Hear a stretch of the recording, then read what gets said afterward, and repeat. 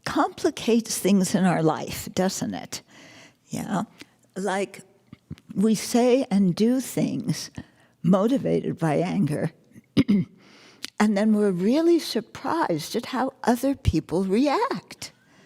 Yeah, because, we're just saying things that would give them some useful information so that they could change and become kinder, better people, right?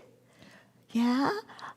Our anger is just, we're just saying it a little loudly, a few times in case they have short-term memory loss, so that they'll remember and they'll know how to become better people. Right? Right? And but somehow they don't always react to the fact that we are talking to them with great compassion for their own benefit. Yeah? Don't they realize that when we go, "You jerk, why in the world did you do that, you idiot? Don't you have any brains in your head?" that we're really trying to help them. Yeah. Yeah. And similarly, we behave the same way when they try, out of their great compassion, to tell us how to improve. But really, the most important thing is that we tell them, because we know what is right and what is wrong, right? Yeah. Other people, not so smart like us, but we have the right answers. And so we just have to inform the world with all of our great, fantastic, wise advice, right? Yeah, lots of advice for family members, how they can change and improve. Lots of advice for the government. Don't you think? Yeah, can't dear Donnie and Petey use some advice? Yeah. Yeah. I mean, they want our feedback, and they want us to notice them every day of their lives. Yeah. But and we even have advice for our goldfish, for our cats and dogs, for our neighbors. But it's very strange because we tell all these people our great advice, again, with a loud voice, and a few times because we know they're hard of hearing. Yeah, you see my hearing aids. And they have short-term memory loss. So we say it a few times, make sure they get it. Yeah. And really, they just don't take it in. What are we to do? Because then we're stuck there with our own anger, aren't we? Yeah. And other people don't want to hear it, so we're stuck with it. Yeah. And then the thing is, what are we going to do with our own anger? Yeah. We can stuff it, and pretend it's not there. That doesn't work very well, though, because it usually creeps out through the cracks, like the big one in the middle of our face. Yeah. And then we say, and especially speech, we say the things to the people we love the most that we would never, ever, ever say to a stranger. Is that true? Yeah? Would you ever say to a stranger what you say to the people you love? Some of our worst speech we save very much for the people we care about the most. Doesn't make sense, does it? Yeah, doesn't make sense. But that doesn't matter. We do it anyway. So the book here, Working with Anger, is talking to us about what anger is, how it functions in our life, and then gives us a lot of different suggestions of how we can shift our way of thinking so that we don't suppress the anger, or repress it, but we look at the situation differently so that we don't get angry to start with. Okay? Or if we are angry, we're able to release the anger. Yeah? Okay. So one important factor in doing that is noticing another mental factor called inappropriate attention. And that's where I'm going to start from in the book today. Yeah? So inappropriate attention, it's attention, right, that pays attention to something, but it understands it in a twisted way. But we don't recognize that our way of interpreting the situation is twisted. We think it's correct. And this is the thing where we get really stuck, because when we're angry, we are 102% sure that we are perceiving the situation accurately. Right? No distortion in my mind. And when we're quarreling with somebody, that makes the resolving the problem very easy, because I'm right and you're wrong, and the solution is you change. Yeah, very simple, right? And isn't this the way we see all of our conflicts? I'm right, the other person's wrong, they just need to change. Yeah, follow our advice, do what we want them to do. And these sentient beings don't do that.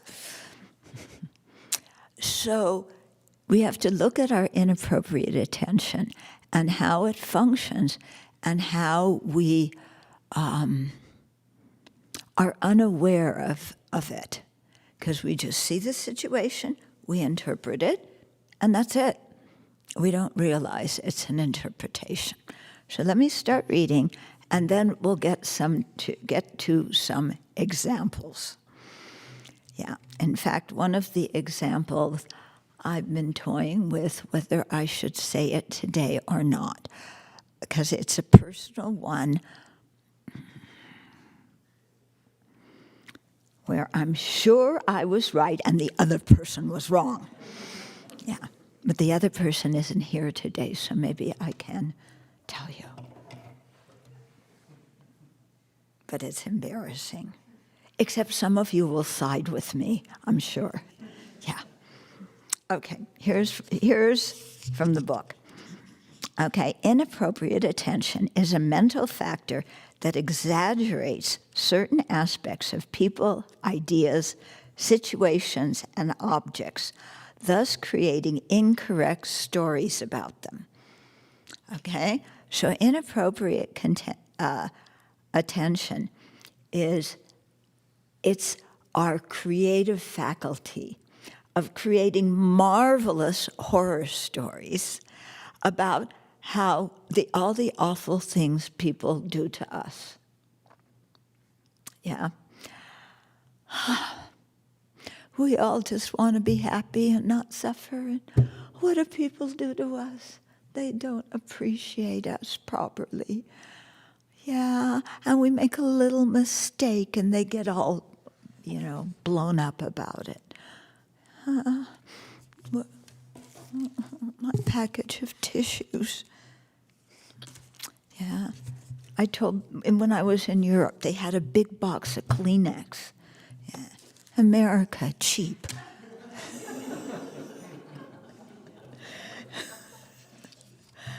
Okay. When we find ourselves ruminating on a problem, ruminating? Going around and around and around and around. they did this, and then I said that, and they did this, and they did this. And then I tried to do something kind, and they refuted it. Yeah, okay, ruminating. When we find ourselves ruminating on a problem, attributing negative motivations to somebody, convincing ourselves of their ill will, and jumping to conclusions about the dire results of their actions, inappropriate attention has taken over. But wait a minute. What does it say? Attributing negative motivations to somebody. I don't do that. I know they have negative emotions. I'm not attributing them. I know they have them. They want to get my goat. Okay. Convincing us of someone's ill will. Again, I don't need to convince myself or others. I know they have ill will. Not like me, who is forever kind and understanding. And jumping to conclusions about the dire results of their actions. I'm not jumping to conclusions. Again, I have some ability to see the future. So I know that if somebody does this, this is going to, be the result. Yeah. Okay, so if that happens, our inappropriate attention is taken over. Well, most of us do not consider ourselves capable of writing screenplays. Do you? Yeah. When we look closely at what goes on in our minds, we find that we write melodramas all the time. These soap operas with, who's the star? Me!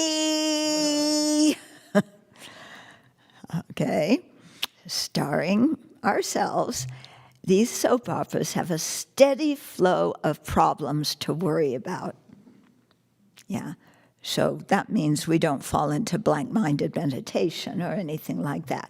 We just ruminate about our problems. So this is one job from which we actually need to resign. So we often assume that everybody who experiences abuse or trauma reacts similarly. Yeah. However, a friend who, together with her sister, experienced severe abuse as a child commented to me about the difference in their reactions. Okay, for years I harbored rage, while my sister did not. This is probably due to our different habits of anger from past lives and differing ways of our attention related to the abuse in this life. So two sisters experience the same things, one, in one way, one in the other way. We usually think when we experience something that the situation is outside, external to us, objectively existing, and because it exists as it appears to us, that's it in reality. Yeah. But if that were true, in this case, how come two sisters had different reactions, different responses? Yeah. If things are objectively real outside of us, we should all like the same things, dislike the same things, interpret everything in the same ways, because we would all be seeing an objective reality out there. Yeah, but our own experience disproves this, because we all pick out different details in situations, and we all link up the details to tell a story in a different way. Okay, so here's the sisters again. For years, I harbored rage, while my sister did not. Okay, this is due to our different habits of anger and different ways of relating to the abuse in this life. Yeah. Tibetan refugees frequently do not suffer the same PTSD as other refugees who have been beaten, tortured, and imprisoned.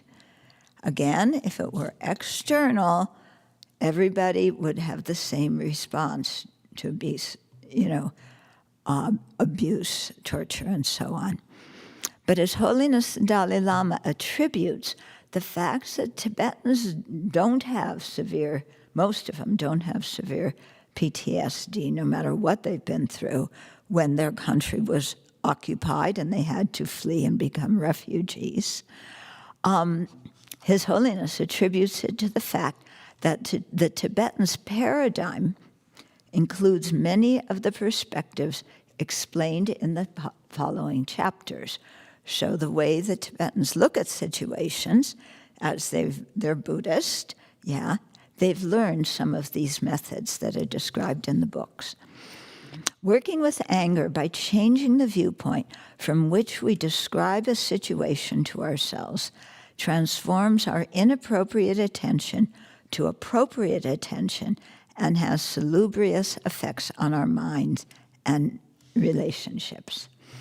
Okay, so I want to tell you first a story that happened here at the Abbey several years ago. There was a laywoman who was living here and managing our office for us, and her son had just become engaged to a woman from another culture, and they were going to get married. And the bride, the fiancé's parents lived down in Los Angeles, and they were having a party in celebration of the engagement. So they invited our friend who lived up here at the Abbey. So she flew down to Los Angeles. She didn't know anybody. She had met the fiancé once or twice. She knew her son, of course, but she didn't know the fiancé's family. She had never met them. So she gets to the door, rings the doorbell of the fiancé's family's house. Somebody answers, invites her in. She walks in. She doesn't know anybody, okay, except she sees the fiancé, who she's met a few times, sitting, somewhere, talking to someone. And our friend just stands there. I mean, she doesn't know anybody. She doesn't even know who the parents are. She was expecting that the fiancé would come and greet her, maybe give her a hug, thank her for raising her wonderful son, who she loves so much, and invite her in and then take her around and introduce her to her family and everybody else. But the fiancé did not do this. She continued her conversation. In fact, she didn't even turn and smile at our friend.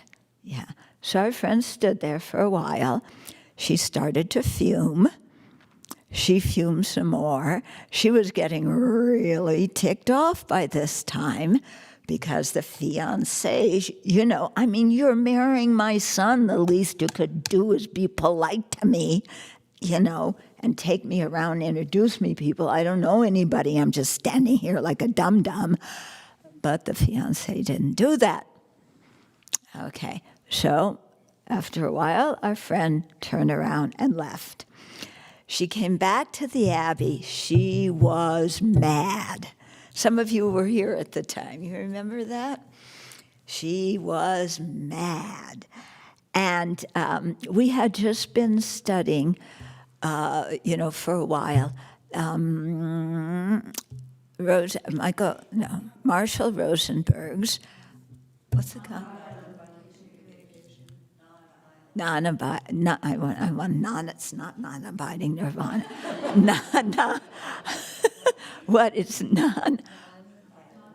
Non-violent communication. Thank you.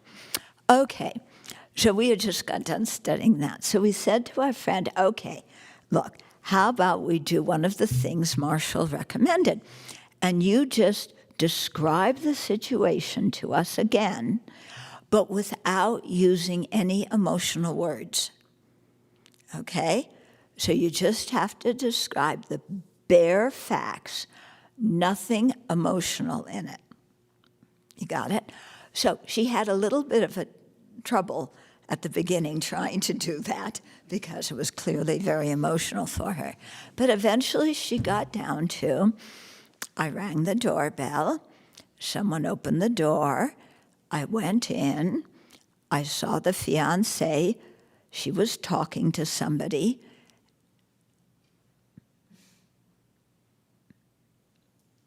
That was it. That's all that happened. She went in. Fiancé's talking to somebody. And once she did that, just saying the facts without the emotional words, it's like all the steam went out. Because if you look at the facts, what was there to get upset with? Yeah. Every time you walk into a room, we don't expect the whole room to stop and pay attention to us. People are busy talking, greeting each other, doing who knows what. Okay, so this was a really good example of taking away all the interpretation that inappropriate attention gives. Now, I'm sitting on a heating pad, and how do I turn it off before I turn into overbaked? Is it off? Yeah. You promise? Okay. Okay. So the next section, which I'll continue to read, is entitled The Relationship Between Attachment and Anger. Because attachment, which exaggerates the good qualities of someone or something, is very much related to anger, which exaggerates the negative qualities. The more attached we are to something, the angrier we get when we can't get it or when it doesn't do what we want. Okay? So whenever you're angry, it's interesting to just stop and say, what am I clinging to? What am I attached to, craving, yeah? And it could be a person to, respect. It could be a relationship with the person. It could be a hot fudge sundae, or it could be one of your kids to clean up the litter box of the dog. But we're wanting something and we're not getting it, so we get angry. Okay, so here's what the book says. Well, anger is fueled by inappropriate attention, exaggerating or projecting negative qualities. Attachment is fueled by inappropriate attention, exaggerating or projecting positive qualities. Attachment is often among the factors giving rise to anger, for the more attached we are to something or someone, the angrier we are when we are denied that. Mm-hmm. For example, Susan places great value on money as the measure of her success in life. I think many people do. Yeah? She works hard to accumulate money and feels satisfaction when she does. However, when her stocks went down, sorry. When her stocks went down, her socks also went down. She became upset and irate. Similarly, Wayne treasures his new car, so when he found it dented in the parking lot outside his office, he flew into a rage. Any of this sound familiar? Jane desperately wanted the promotion at work, and her colleagues getting it filled her with jealousy and resentment. When we look at our own lives, we will find many similar examples of attachment precipitating anger when we cannot obtain the object of our attachment or we're separated from it. As our expectations become increasingly unrealistic, we become increasingly prone to disappointment and anger. Okay?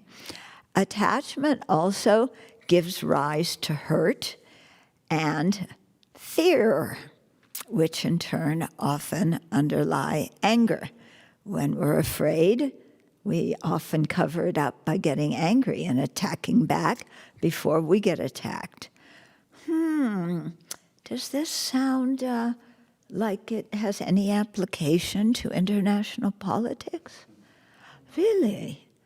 That we attack because we're afraid of somebody doing something to us? Okay. So anger often comes from that. Thinking deeply about our potential as human beings and our long-term priorities also enables us to focus on what is positive in our life and leave aside those painful emotions. Okay. I would rewrite that section. I don't know which person wrote that. It doesn't fit here in the book. But anyway, we'll forgive them, huh? Okay. Then the next section is about contact with external factors. So here we're talking about things that support our anger. The whole section. What? I don't know. I'm tracking the ebook. There's a whole section that got missed. Wait. No, I did. Oh, yeah, I skipped a few paragraphs. Right? That's what you're saying? Yeah. Okay. No, I don't have faults and I don't make mistakes. Oh, so let.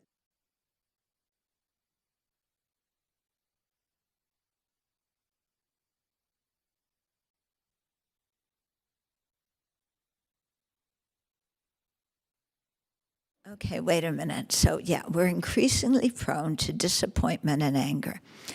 Attachment, let's go back. Attachment also gives rise to hurt and fear, which in turn often underlie anger. For example, when we are attached to a person, we feel hurt when he or she doesn't reciprocate our affection. Oh my goodness, I'm having a flashback to adolescence. Yeah, when you have a crush on somebody and they totally ignore you. Yeah, you remember that, and you're so hurt, and you feel rejected. They don't reciprocate. Yeah, that's what also happens when you've been married for a while. Oops, I'm not supposed to talk like that. Am I? Okay. In an attempt to overcome the feelings of powerlessness that we have when we are hurt, we often become angry at the other person. In another case, when we get the dream job we crave, we got it finally, we may become fearful of a colleague usurping it. Or we become anxious that we won't be up for the job. Yeah. Unable to admit our fear, we become angry and jealous of the colleague. Here, too, our anger can be traced back to attachment. Okay, so this is often a good thing to do when we're angry. What am I clinging to here? When attached to an object, we imbue it with more worth than it actually has. Oh, look at this beautiful gong, golden, just like everything in the Oval Office. Beautiful, yeah, and it's mine, my gong. Yeah. And then I come here one day and it's not here. And it's my gong. If it were the Abbey's gong, oh, that's okay, it'll turn up somewhere. But if it's my gong and it isn't here, who took it? Did somebody steal it? Why did they take my gong? Because I need my gong here when I give a talk. so that everybody will know that when I ring it, it's important. And you see the gold in the striker as well? Yeah. Okay. When attached to an object, we imbue it with more worth than it actually has. Then we cling to it, thinking we must have it in order to be happy. The object of our attachment may be material possession, place, person, goal, or idea. Yeah, we may also be attached to being right. Ho, ho, ho. Anybody here attached to being right? Yeah, we have to win the argument. Okay, that same friend that I told you with her son and the fiancé, she also told me that she and her partner were having some difficulties. Yeah, because it wasn't her fault, but her partner always needed to be right. So every time they had discussion, he had to have the last word. So they weren't getting along very well, and they decided to go to couples counseling. Okay, so at couples counseling, they, graciously showed the counselor their usual way of discussion. Yeah, in which he had to win. And this kept happening again and again. And finally, the counselor said, to her partner, Stuart, you can either be right or you can love Kathleen.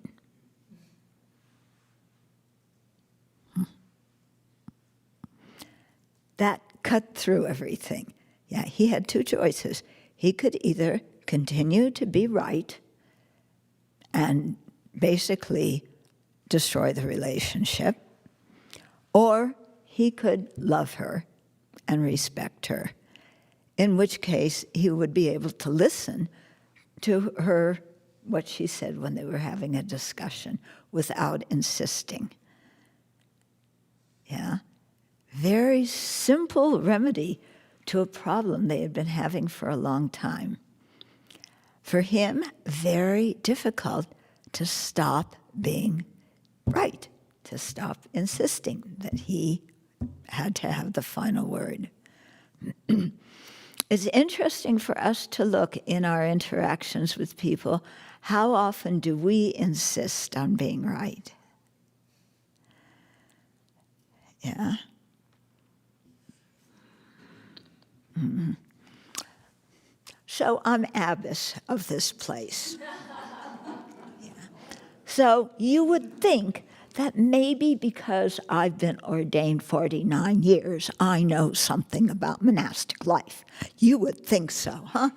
And you would think that I also know about water, construction, and everything else that goes on at this place. Yeah? So you would think that, wait a minute, you're shaking your head. That's forbidden. You can shake it this way, yeah, but not this way. So you would think, yeah, that because all the monastics here who have heard the Vinaya know that when the abbess says something, you should put your palms together and say, I should do as directed. Right? Everybody knows that. Now, you would think so. I think so. But what do I get? Yeah. People write me emails. Yeah. Shall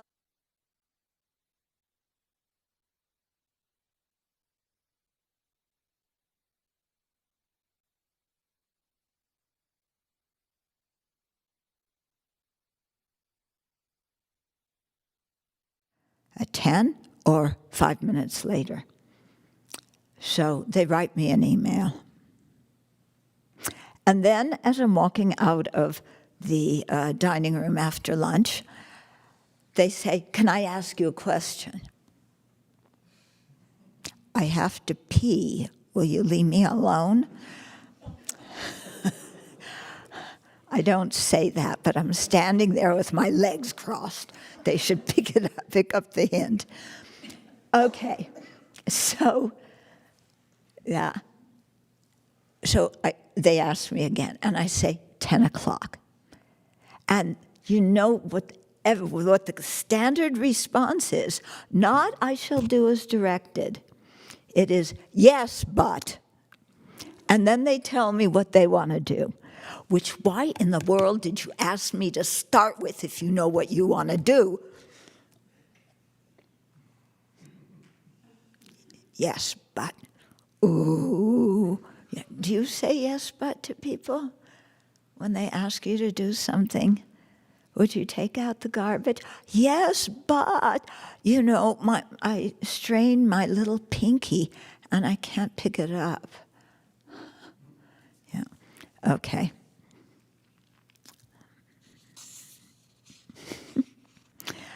Okay. So the object of our attachment may be a material possession, place, person, goal, or idea. We may be attached to being right, being good, or doing things in a certain way, as well as to reputation, image, approval, rules, religious doctrine. Oh boy, people in this country are sure about their religious doctrine, aren't they? And they are so sure that they will stop you in the street and kindly tell you their religious doctrine. I have some karma where I happen to be seated next to these people on long-term flights. Yeah? Okay. Or they may have very strong political beliefs. Yeah, those too, people will stop you and share with you their profound political beliefs. Yeah, not realizing that I have the correct ones. Right? Yeah. In all these cases, we project value onto objects that far exceeds their actual worth.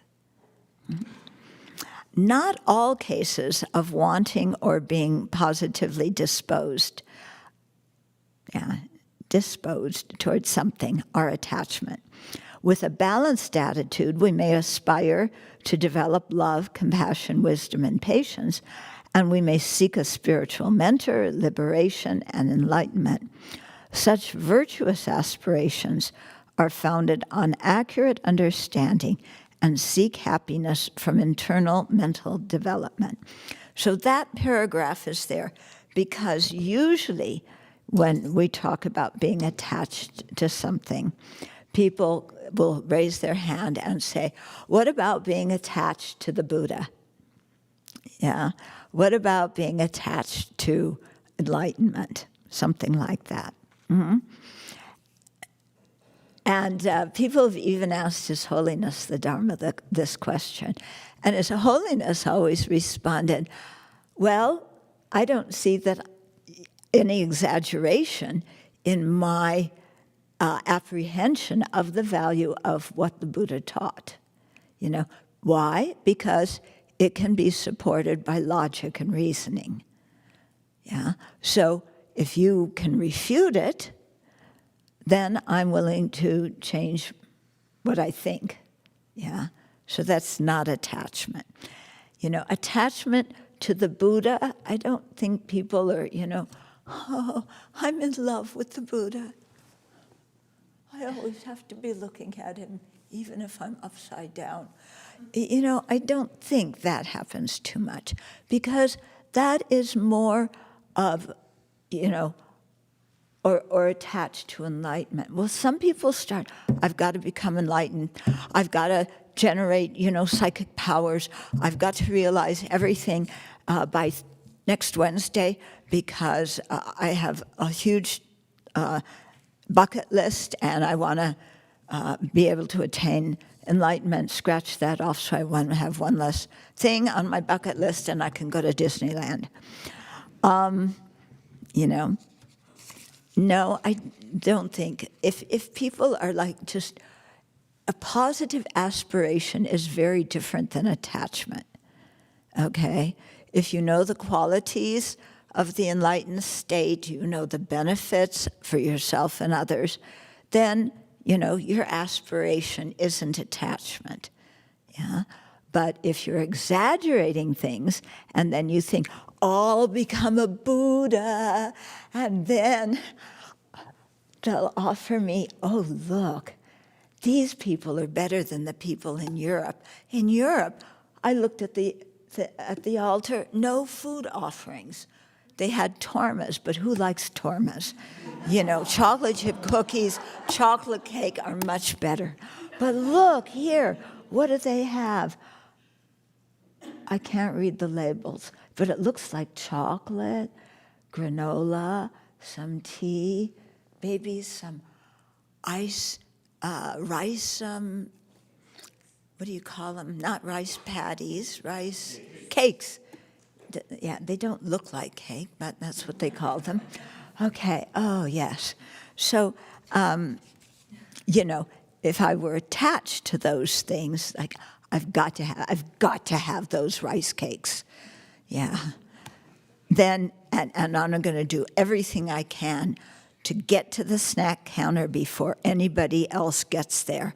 And I'm going to take the whole bag of rice cakes. I'm not being greedy because I just happen to like them and need lots of rice cakes, right? Okay. So, in contrast, anger and attachment are based on inaccurate projections and operate on the assumption that happiness and suffering come from external sources, objects and people who by their nature are transient and cannot provide the lasting peace and happiness we seek. Okay? We want something, either a person, acknowledgement, respect, a certain object. We can't get it, but we don't realize that what we want is disappearing, is changing in every nanosecond. Yeah, those rice cakes, believe it or not, even though they're wrapped in plastic, are disintegrating every moment. The plastic cannot stop that. And eventually, if they are left on the altar for 3 countless great eons, they will turn to mush. Yeah.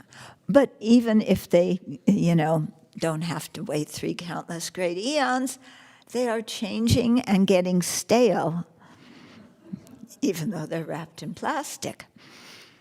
Yeah. So why am I so attached to them? To something that is in the process of getting stale. Yeah. I like chocolate, a little bit. So when I was traveling, we had lunch with some people, and they gave a little bag of chocolate-covered something. I don't know, it was something that if you ate it, it gave you a lot of energy. She said maybe it had ginger. It was a small bag, chocolate-covered. So I didn't care what was covered, but I liked the chocolate. Okay, so I wanted to protect it, so I put it on the desk of my room. Okay, and then I was busy that afternoon. I did that, and then I came back, and by that time somebody else had come, and I wanted to share some of those delicious things with my friend. Okay, so, and even give, I'd take a few pieces out and give her the rest of it, because she was my friend and I wanted to make a good impression, so she would do what I wanted. So I got the bag.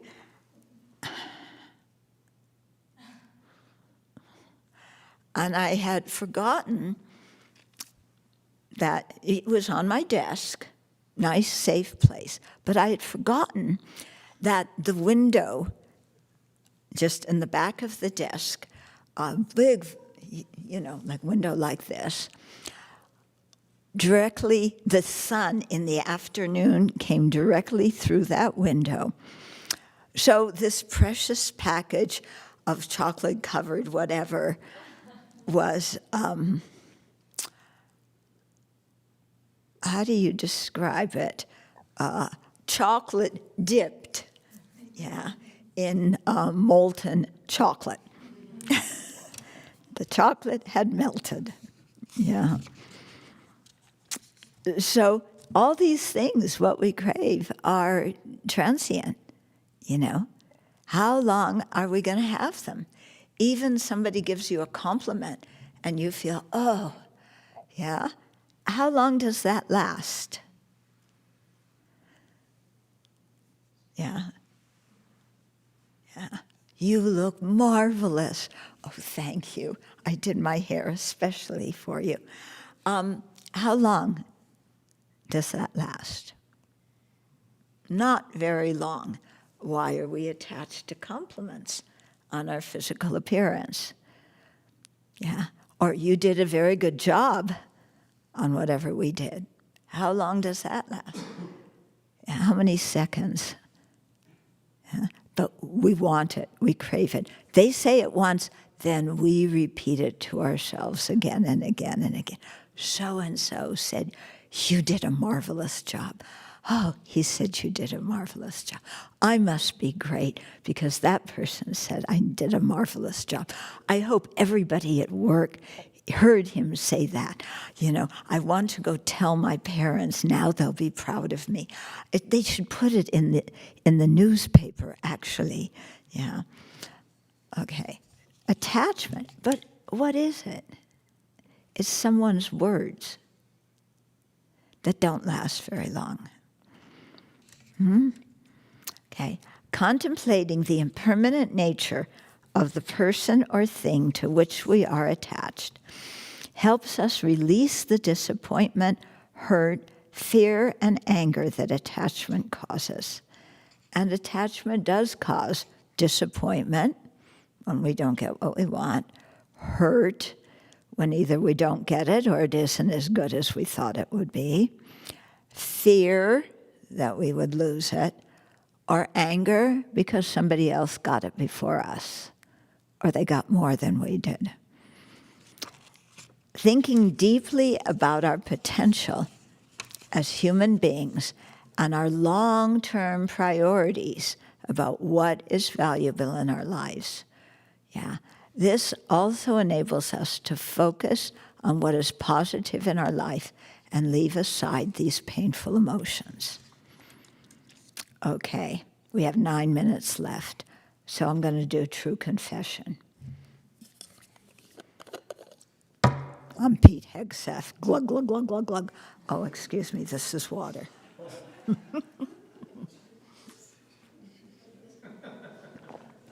You don't know who Pete Hegseth is? He's in charge of the Department of War, and he likes glug, glug, glugging. Yeah, so people say. Okay. So this is a perfect example that I finally got sorted out in my mind. Okay. So people, we have you saw the Kshitigarbha statue down there? And you see the Buddha statue here. Okay. When the statue for the Kshitigarbha statue arrived, yeah, 2 of our monastics were down there because it's really big and it was had metal, you know, around it and chains and everything like that. And so the guy delivered it, and he was still here because we wanted to look and make sure it wasn't dented or damaged in any way. Yeah, so the 2 people who knew how to work the forklift and, you know, that kind of stuff, they were down there and they were trying to figure out, well, what do we do? Do we take it out of the statue, out of this metal thing, and then take that alone on the forklift up here, or do we take the whole metal thing, and how do we get it on top of the platform there? Okay, so they're debating that. So a few of us nuns were there watching. So, you know, we knew exactly what they should do. Yeah, yeah, didn't we? Yeah. And we just gave some advice, like, you know, if you can't just take it out there and get it up because there's no way to hold it on and it'll tip and get destroyed. So take it up in the metal, then lift it up, move it over, drop it on there. Well, we tried to say that. What happened?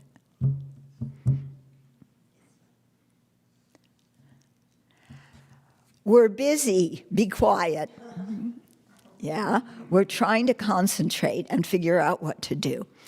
We tried again to give a suggestion. Total ignored. Yeah. Okay. So, as people know, I've had some run-ins with macho Italian monks before. These were not macho Italians, but in my perception, they were macho. Because, you know, we had good ideas. We were giving them our wisdom, and they just basically said, off, okay, and ignored us. Yeah. So we huffed and puffed and walked away. Okay. That was the first thing that happened that day. Then, that same day, yeah, the Buddha statue, yeah, was outside. And his head was not yet attached. And they were trying to get, they got finally the statue through that double door into here, and they needed to get it up on the stage, okay, attach the head. Okay, so they had, they were just sitting there looking, how do we get that from down here up there? Well, let's see, you know, the forklift doesn't go that high. They're pondering all these things. So I came along and I said, you just make a bunch of small steps and then you can easily lift it from one step to the other because there are a lot of people here helping. Yeah, many of you were here helping. So just make small steps from there back here, and then it's easy to get it up. Again, who are you? Total ignored. We're busy. They continued talking.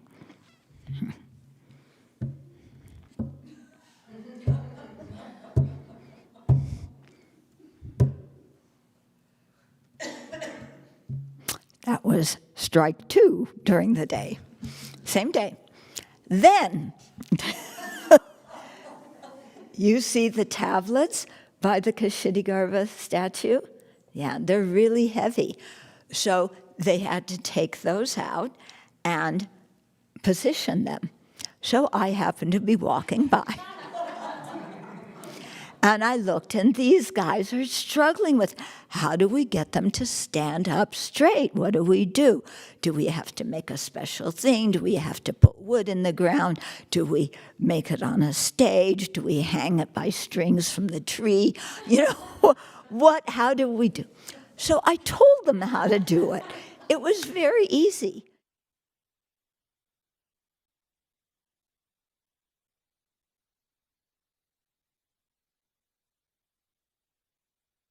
Later that day said to me, you know, those guys didn't pay any attention to you. Oh, finally somebody noticed. Yeah.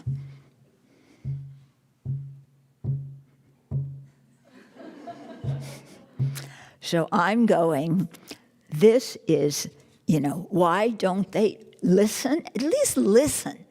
aside from the fact that they wound up doing everything I suggested, but they had to figure it out themselves before they did it. And if they had followed me, they would have done it right at the beginning and saved themselves a lot of labor. I'm not kidding. I really gave them the suggestions that they wound up using. Yeah. So this is misogyny. Yeah? 3 instances of misogyny on the same day. And they're talking to the abbess.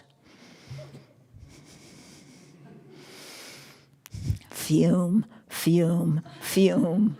I walked away. I didn't create a scene. I didn't say anything. They had no idea that I was angry.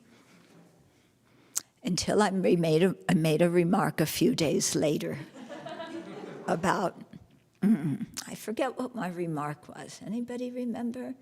Something about maybe there's a little gender discrimination going on. But the monks around here do not like to hear about that. Yeah, only when the gender discrimination is directed towards them. And the nuns make some comments about men. But they didn't like us calling it out in them. Okay, so impossible to discuss it. So I fumed about it. Yeah. How long ago was that? Yeah. And I wasn't fuming constantly. I, kind of resigned myself to the fact of, yes, gender discrimination is alive and real, and it's misogyny, and they don't even see it. Even if they just acknowledged it, would be right. No, okay, calm down, children. Okay, so, yeah, so then another time later, I'm taking a walk with one of them. What was it? We were, anyway, discussing with some other people.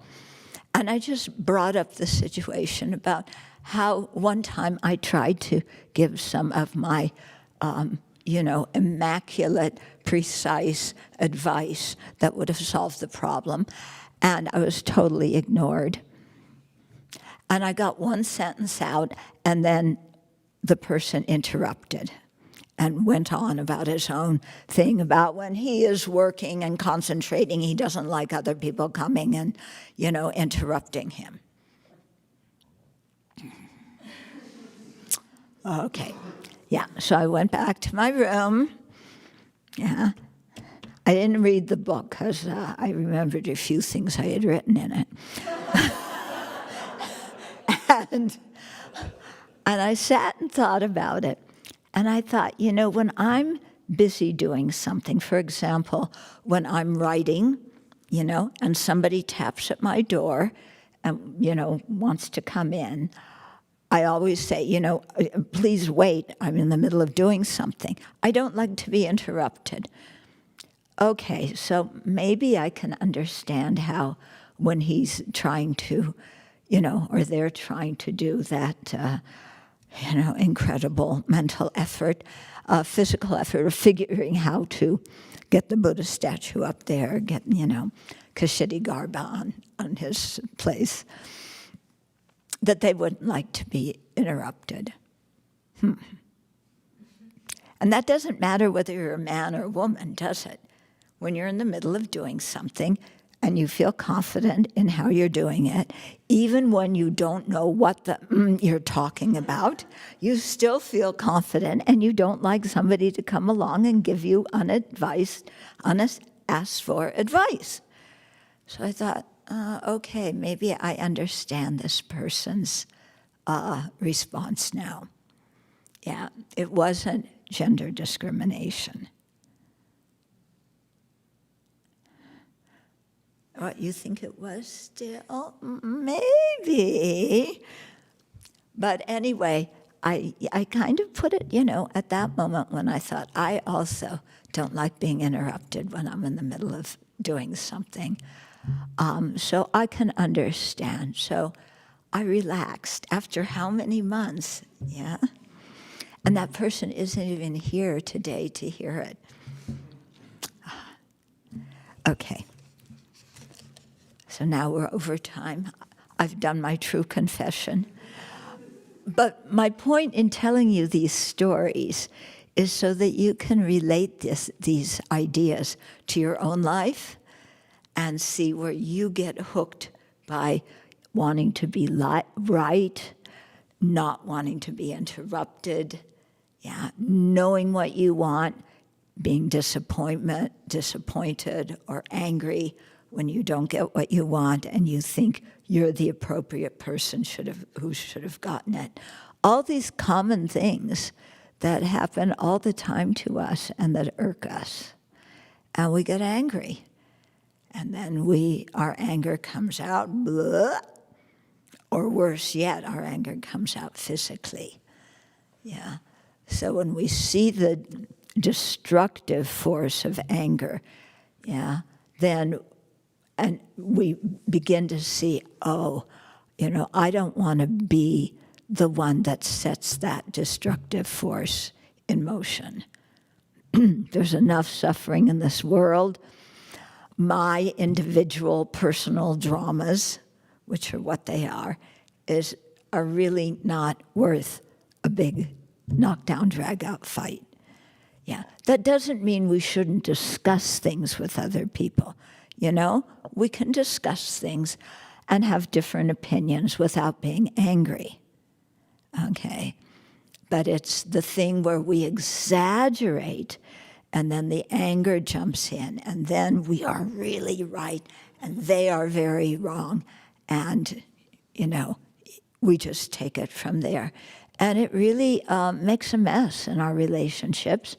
It plants the seeds of negative karma on our mind stream that will adversely affect how we die and what our next lives are.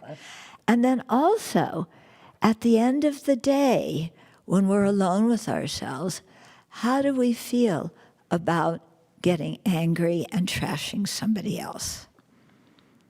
Do we feel good about ourselves?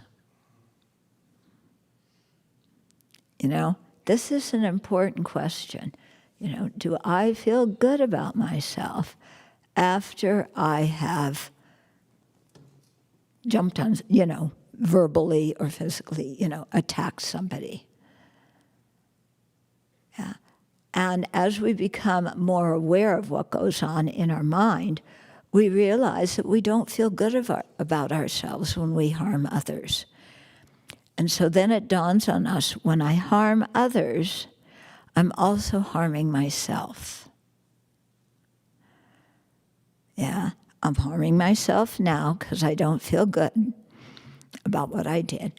And I'm planting the seeds for my own future suffering. Over this one stupidagio incident. Yeah.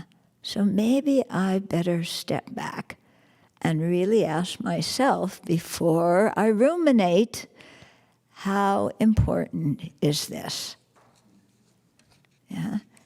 And then we begin to realize it's not so important. Yeah. Kshitigarbha made it to the platform. The Buddha made it to the stage. Yeah. And I'm still alive. Even though they didn't, even though they were busy, and that's why they didn't listen. Yeah. Now calm down, okay? Yeah. Okay, so we went over time, so we're gonna stop and dedicate now. And then the best part of the day is here. Yeah. Rice and quinoa. Yeah, okay. Due to this merit, may we soon attain the awakened state of Garuda, that we may be able to liberate all sentient beings from their suffering. May the precious Bodhi mind, not yet born, arise and grow. May that born have no decline, but increase forever.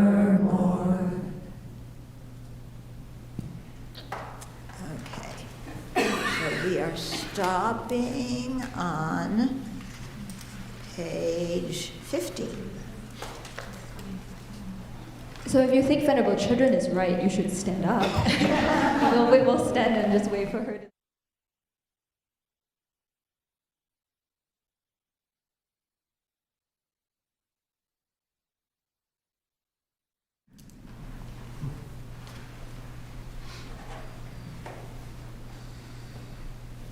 And now we'd like to invite Kelly to come. We'll wait for Venerable Sanke Kadro too, our other senior teacher. He's going to leave first.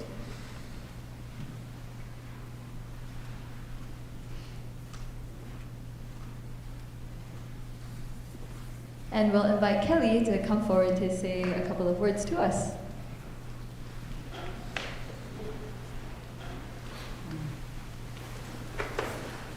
So each of us, whether we're here in person or we're listening online, watching online, there's some reason why we decided to give up our Sunday in order to listen to the Dharma. And every time I have the opportunity to listen to a Dharma talk, I think this is such a wonderful opportunity. This isn't something that I even knew about most of my life, and then suddenly I discovered this little pot of gold.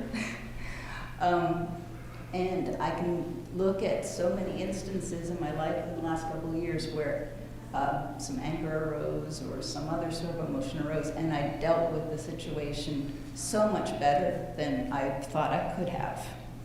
And that's because I have this opportunity to listen to the Dharma talks.